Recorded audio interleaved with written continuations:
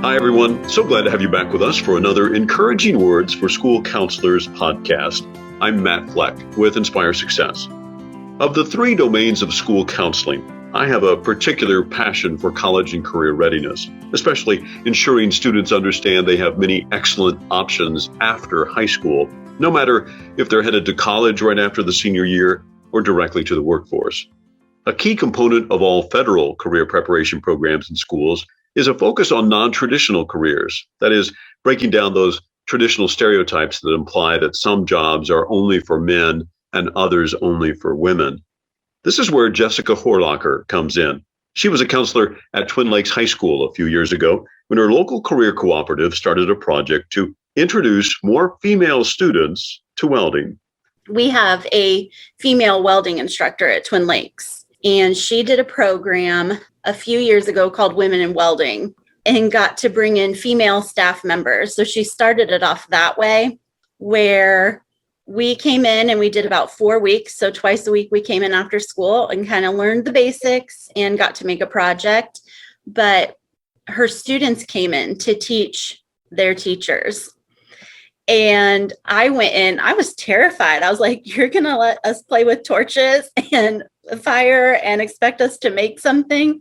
But her students were in their element. And so those were some of my students. And to see that and their excitement on, oh, adults are still learning. There's things I know that they don't know, and getting to teach us was awesome.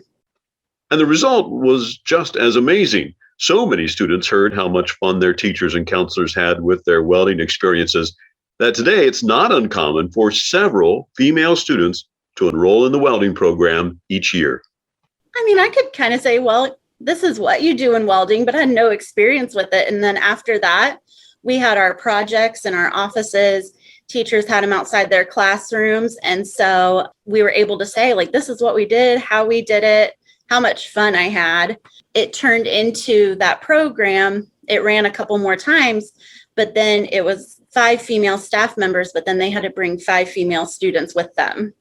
In order to get more students familiar with occupations and the skilled trades, the Regional Building Trades Council now holds a summer expo that allows high school students to come and explore the trades for 1 day a week for 7 weeks in the summer. Like one day might be carpenters and electricians. So you can go to one in the morning and one in the afternoon. And for some of them, you're in their classroom. So you can kind of do what they start teaching their new apprentices. I mean, they're getting kids in the welding booth, like after 30 minutes. They're just like, we're going to show you, you're going to do it. They bring in mini excavators to start showing operating engineers. It's really cool.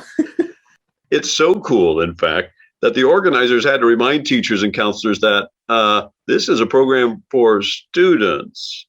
Oh, yeah. I mean, when I went 2 summers ago, I had a blast. I had learned so much because there were things I didn't know about some of those trades. That's exciting. It is. So I'm trying to get students to go. So it's not so many teachers. It's more kids this year. But yeah. Oh, that's kind of the point. So that's a good idea. It's still a little troubling to me when I hear employers say they believe high school counselors only push college as the best post-secondary option for students. There is an emphasis in many high schools on college readiness and dual credits and AP courses, etc. But Jessica says students benefit when they know that they have multiple education and training options available after high school. It was funny. I was talking with an AP English teacher the other day because I've kind of been putting together a career education resource website for teachers. And she goes, a lot of my kids in my class are going to college. This is the path they're on, being an AP. She goes, but they almost have a sense of relief that I'm talking to them about other options, that they can have something else to think of, even if that's not something they'll do, but it's there just in case. Sort of a backup, plan B. So it was really nice to hear that from an AP teacher who is a former college professor.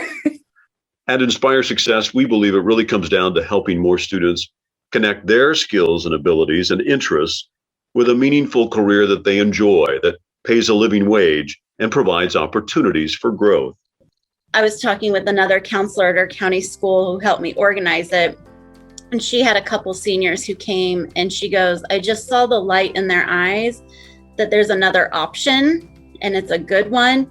And she goes, if that's what comes out of this today, that's all that matters. And I just wholeheartedly agreed, because the students don't get a chance to really explore these options. And now they're excited that we're really kind of trying to incorporate them into their school environment as well.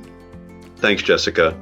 The welding program that she was involved in was so popular that they presented it at the national conference in San Antonio just a few years ago. We'd love to read a sentence or two about what you're doing at your school with college and career awareness, whatever the grade level. And it's easy to do. Just drop us a quick note at matt@inspiresuccess.org. Remember, you can find other stories from school counselors on our website at inspiresuccess.org/podcast. And be sure to tell your friends about the Encouraging Words for School Counselors podcast. I think that's it for this week. Thank you for joining us. Have a great week.